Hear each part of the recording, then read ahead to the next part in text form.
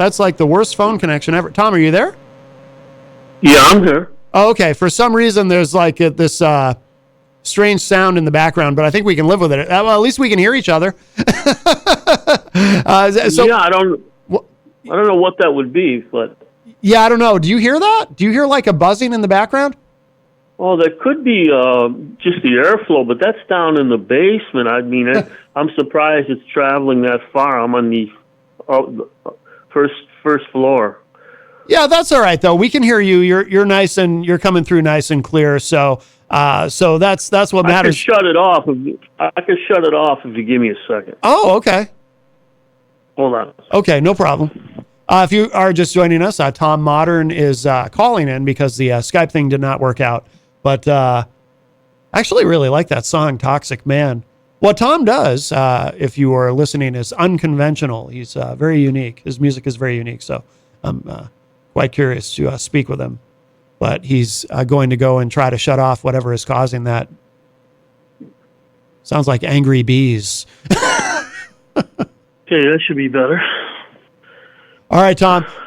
Hey, so how do you describe your music? I'm really curious. Let's start there because what you're doing, and obviously I'm not the only one to say this to you, what you're doing is very unique. I cannot think of anyone who, I mean, there might be some influences there that we can talk about, but I haven't heard anyone who sounds quite like you, so I'm really curious. How do you describe your music to someone who's never heard it? I would say it's eclectic. It's influenced by a lot of different artists, and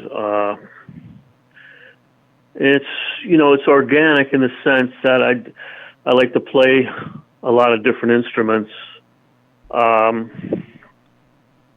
But I would probably it's been tough to categorize, but at times I would call it art pop or post wave. Yeah. Or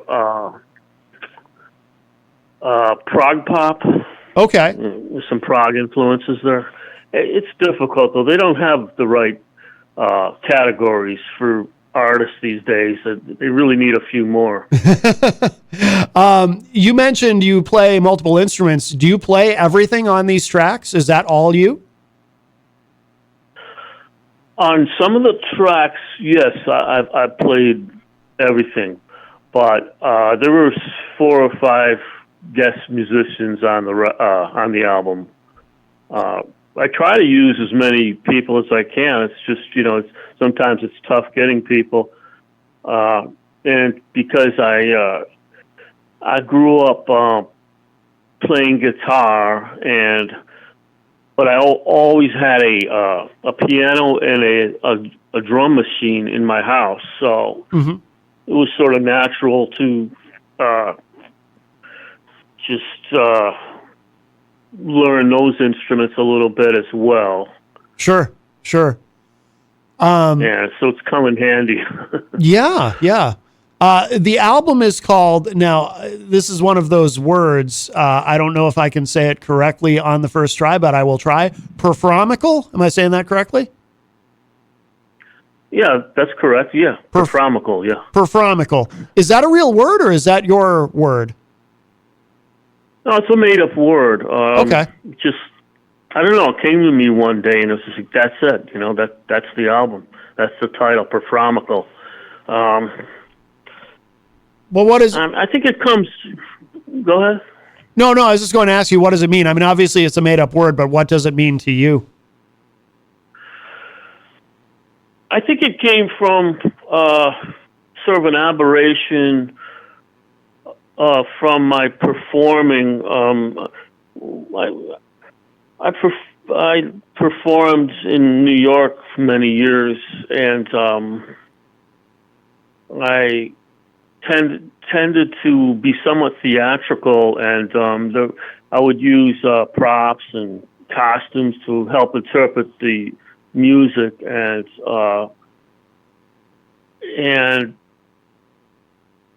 that just I don't know, somehow joined into the word. Well, I don't know what word would be end with CAL. Maybe but AL festival or so just naturally sort of adapted to Performical. Yeah, yeah. And you've got this is obviously a full length album. What went into the decision to release this as a full length? And I ask that because, and this is kind of one of those questions I ask anybody because I'm always curious. We live in a time, as you know, where there are so many different ways that you can release music, different strategies. Some artists only release singles, some release EPs, some will release a series of singles that eventually become an album. But was it important to you to release Performical as an album? Is there some sort of a cohesive theme running throughout these songs, or is it just, or did it just seem natural to do it this way? No, there was really no cohesive theme. I mean, all the songs are very different if you look at it from the outside. Yeah. But it became clear to me to be taken serious as a serious artist. You really have to release an album. I mean, I was just releasing singles for a while, and that just wasn't cutting it.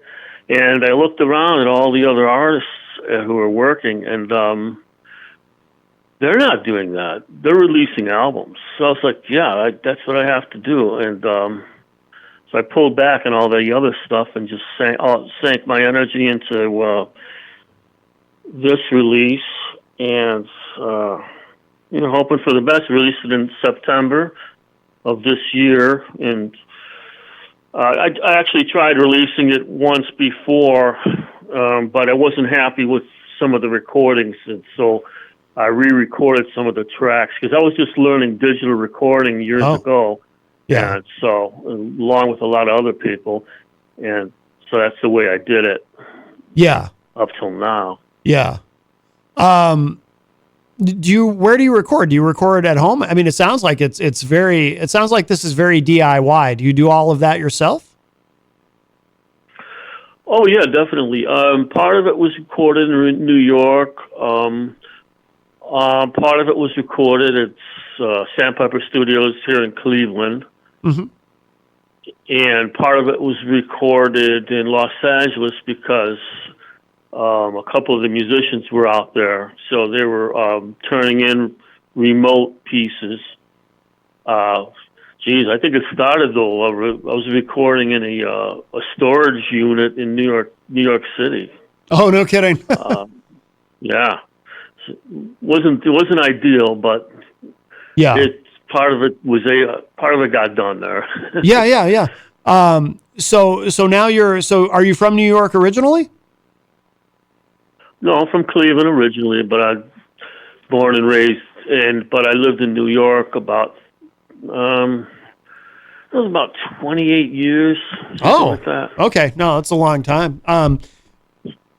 In terms of the music scene, and because again, you're doing something that's unusual. Like I said, I can't think of anyone who sounds quite like you.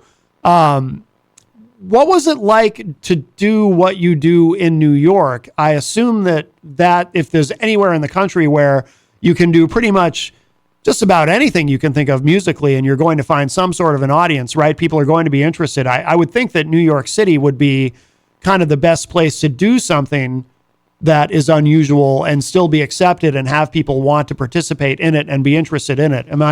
Is my instinct correct about that? And that's not to suggest that you don't have that in Cleveland, but I assume in New York, that's where you really have that the most, where you can create whatever you want to, and there's going to be some sort of audience for it. Am I correct in that? Oh yeah, that's true for the most part. You can do anything in New York, and somebody will relate to it. Yeah. But it's tough there as well. I mean, a lot of the clubs in New York that you play, a lot of them ask you how many people you bring in, that kind of thing. And it's just like, well, I'm just trying to do this thing, man. I mean, I'm too busy. I'm not responsible for getting people through the door. And a lot of the clubs really have to start getting people in the old-fashioned way, people went to clubs and bars and stuff, and whoever was playing. Mm-hmm. Now they want you to be the marketer too, and it's just like, well, wow. There's too many things to do, and so it can be tough too. But you can do whatever you want in New York, and let's see how it goes. Basically. Yeah. Do you still perform live? Do you perform live in Cleveland? My last show was last November, actually. No, I haven't really been performing here. It's probably even tougher here because Cleveland's it's mostly cover bands and tribute bands and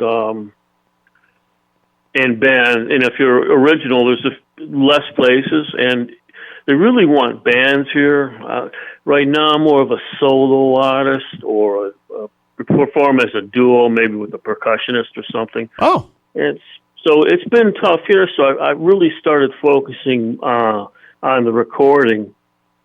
That's what I'm doing now. I'm really laser focused on the recording because when you at a certain point, if an artist has 2, 3, 4 albums in his head, I mean, he's really got to buckle down and get to work. He's right. This performing is great for the ego, but I mean. What corporeal thing do you have to hold on to? It's really the recordings, Right. Has your sound changed over the years? I assume it has. I assume it's changed and evolved.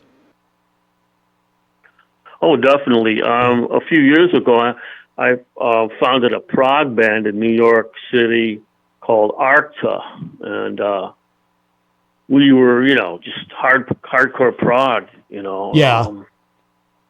Performing, and so I decided to come out of the dry ice and the fog a little bit and warm up a little bit, and then right. I got to where I am now, more like the synth pop, the prog pop, the art pop, the whatever you want to call it, maybe a little bit avant-garde, avant-garde, a clue, whatever you want to call it. Yeah. Or there's a term too that people use a lot, experimental indie, which is almost kind of a catch-all for anything that's unusual that you wouldn't hear on commercial radio, but you don't really know what to call it.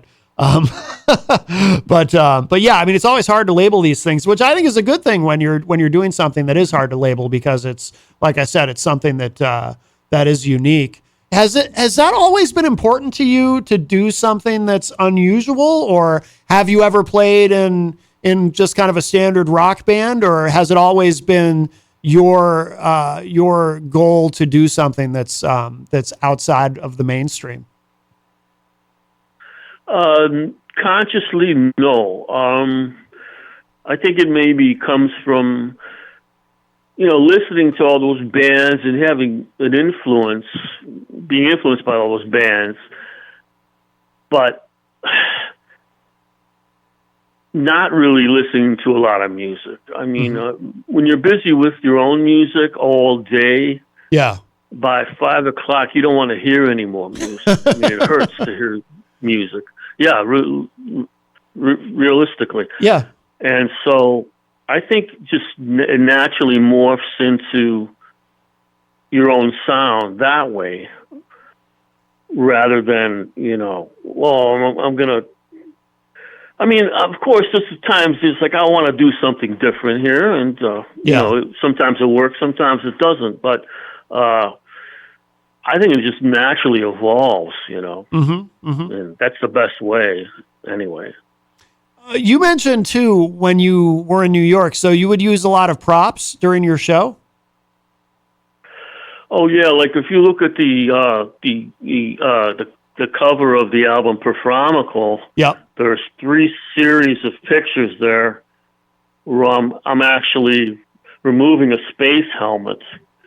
I used to come out in a space helmet, and I would stand there and then slowly move my arms into position and slowly remove the helmet and just stand there for a minute. Yep.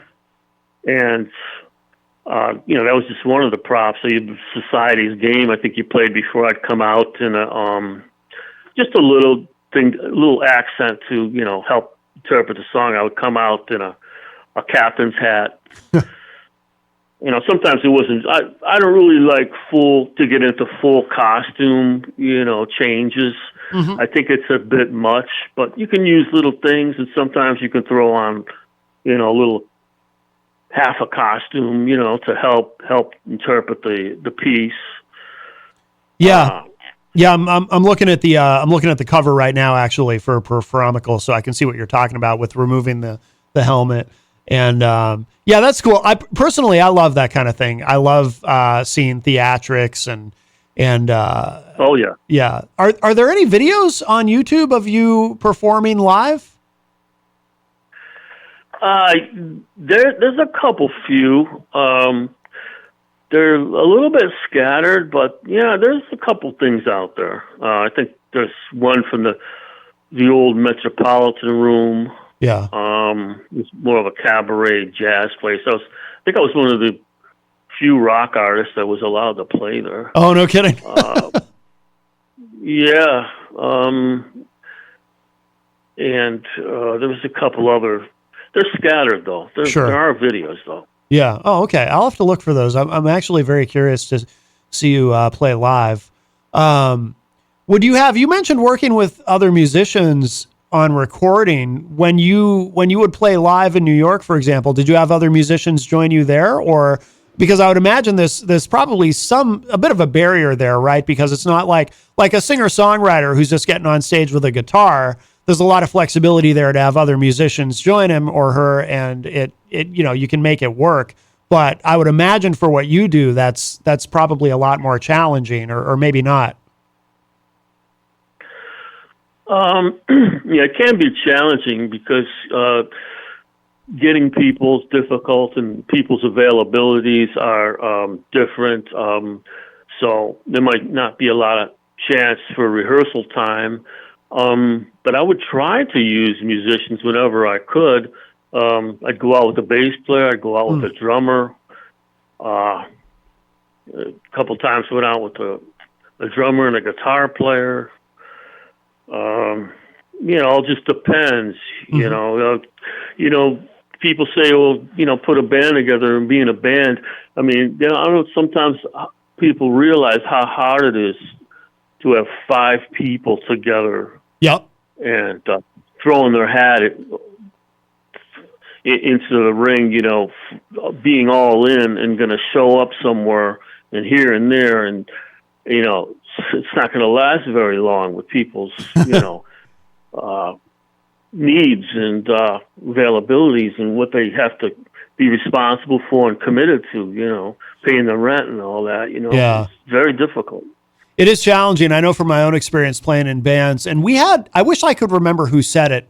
We had a guest on the show once who said, being in a band, if you're in a 5-piece band, it's like being in a relationship with 4 other people at once who are all in a relationship with 4 other people at the same time.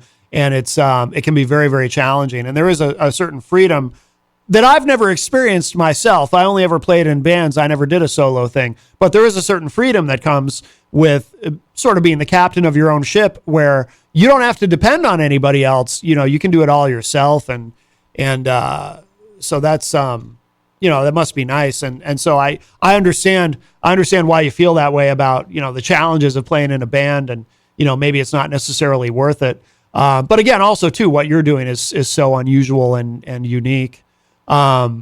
What is that? By the way, that tracks Society's Game that we opened with. Is there a meaning? Is there a specific message with the lyrics to that? A meaning. Well, didn't Bob Dylan say once? I just wrote it. I don't know what it's about. Yeah. I guess it's just about society. I mean, I think the late 2000s, I was going to a lot of society parties in New York City, and yeah. And then when we had the different economy crashes, the real estate, and then the tech bubble crash, mm-hmm. and then that all kind of died out. So I was kind of thinking about it, like, that was interesting. It was an interesting time in the city. It's probably all come back now, but now I was thinking, me, rubbing elbows with a lot of like movers and shakers and royalties, celebrities, artists, everybody. And in a way, it was kind of cool. It was kind of like a mini Studio 54 in a way, because, here I was just a broke artist, but everybody sort of accepted you. But I did see lines and limitations. I mean,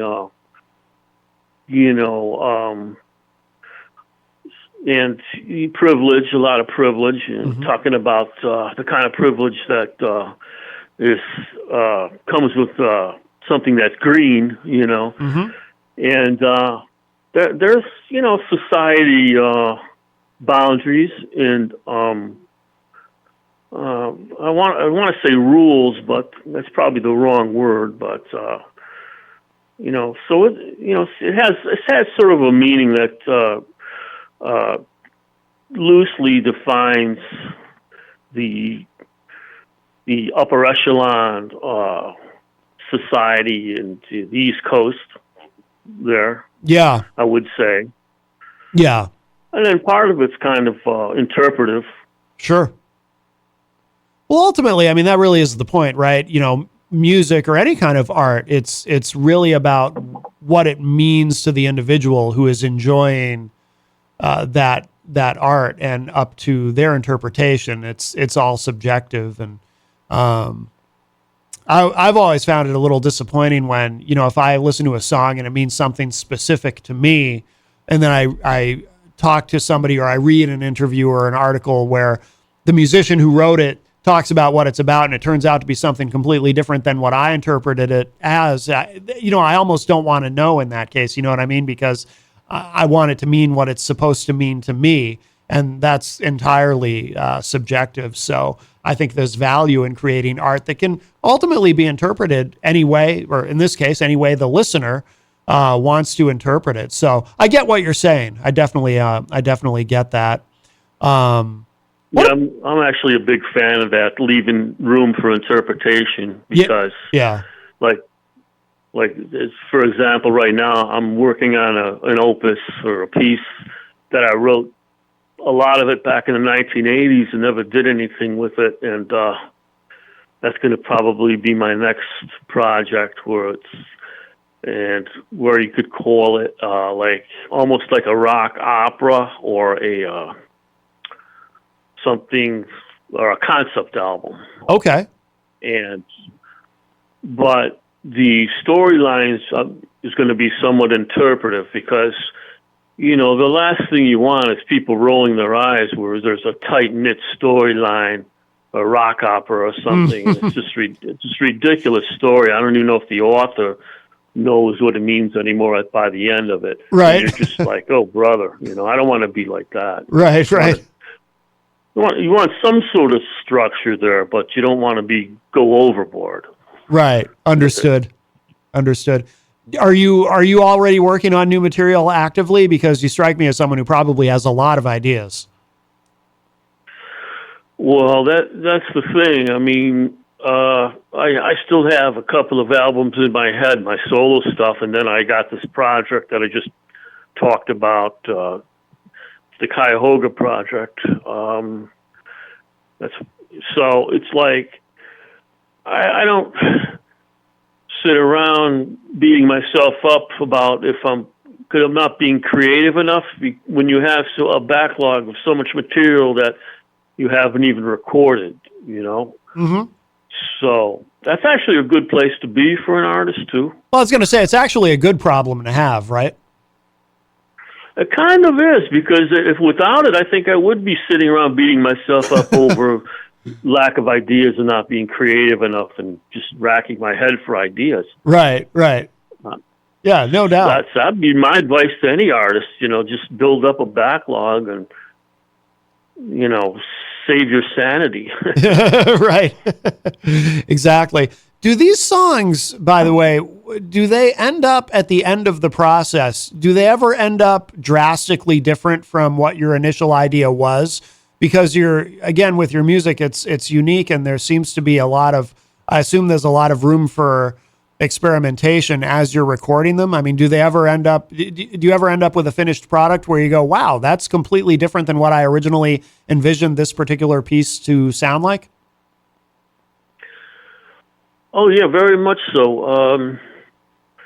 A lot of times, not conceptually or not lyrically, because the lyrics, stay the same and they say the same thing. But I'm often surprised how songs change stylistically and sonically and audioly, if that was a word, or mostly from the instruments. That happens to me. It was like the other day I was recording a song for a future album called Japantown, and it's about a place in San Francisco when I lived out there. And when I went to add the guitar parts, I started getting all these new ideas, and I couldn't believe how drastically it changed, especially the ending of the song. Yeah.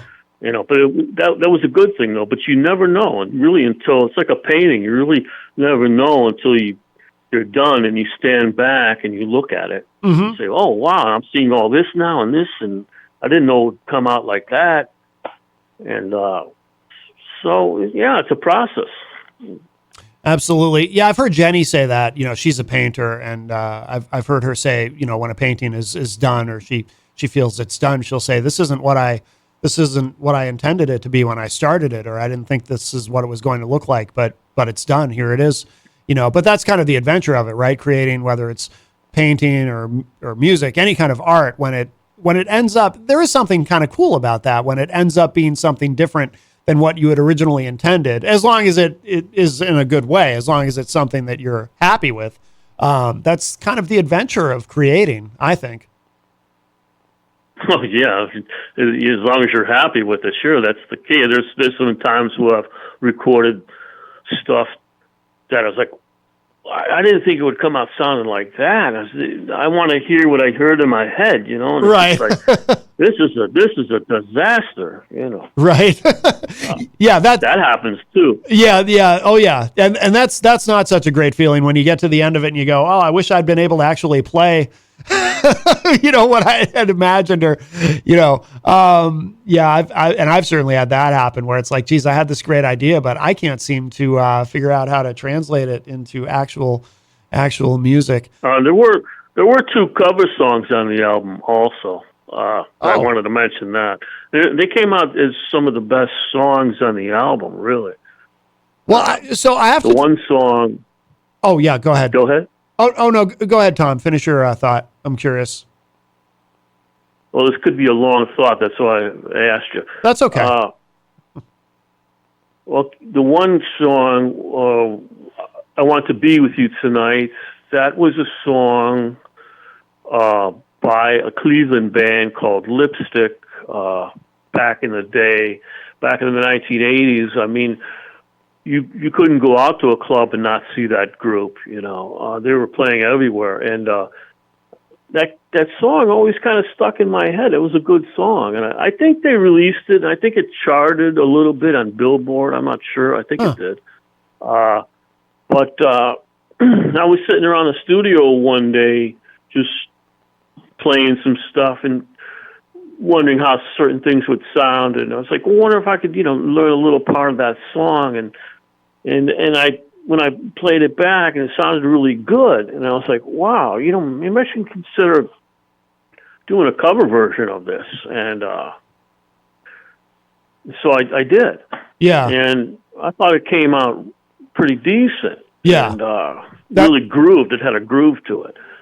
And I think that was got featured on George Norrie, Coast to Coast AM. Really? George Norrie played that on? I didn't know. Oh, like his bumper music or the whole song? Did he actually play the whole thing? Oh no, not the whole thing. Yeah, it was a bumper piece. One of the Sunday night thingies that they do. Yeah. But that was cool. And the other cover song, "Things Fall Apart," That was a song by a Cleveland band called the Generators, and they were late '70s, early '80s, and I had a live recording that I found somewhere of something. It was a reel tape of them, and the version of that song on the tape was just lights out. It was just fabulous. It was great. Yeah. And it was I think it was slower than the version that they released as a single, which I didn't really care for that much. Yeah. But this version of the song really made it groove and come out, and so I was like, I want to do that. I want to do a cover of that song, and it's going to be at that speed too. Yeah. And I studied all the parts. That one I played all the instruments on also, and studied all the parts. I kept them to their natural form, how they were played by the various musicians. I tried to keep it as true as possible to the original performances, and studied all the parts, and actually played the drums on that too. Oh, okay. Very cool. Well, we're going to, in a moment, we're going to play I Want to Be With You Tonight. That's how we will end the segment. But Tom, I really appreciate you joining us this morning. This has been interesting. Like I said, your music is quite fascinating to me. Before we let you go, and like I said, we'll end with that track, I Want to Be With You Tonight, since you were just talking about it a moment ago. But anything we should know about, where's the best place to go to find you online for people who want to keep up with everything that you're doing, check out your music? I don't know if you have any live shows coming up, but where should people go online to keep up with Tom Modern? All I can say about that is the different streaming and download platforms. Mm-hmm. We all know what those are, and because I don't have much of an online presence right now, because recently I was thrown off of Facebook. Oh, for promoting my album to radio stations, and so I'm not on Facebook anymore. And so wow. I don't have a tommodern.com yet. Yeah. Maybe in the future. Yeah. So, the best way is streaming and download, because these other social platforms, I don't get them, man. I don't get them. And you're very easy to Google. You're very Googleable, as I like to say. If you just Google Tom Modern Music, everything comes right up. So I encourage people to find you that way too. But we will close out the segment with this track, I Want to Be With You Tonight. But Tom Modern, I appreciate you calling in. It was a little rough with Skype, but we figured it out, and the phone connection got a lot better. So it's wonderful to talk with you, and we will have to do this again in the future. All right, man. It's fun talking to you, man. All right, Tom. Thank you. We'll let you go, and I'm going to hit this track. All right, take care. Bye now. Bye-bye.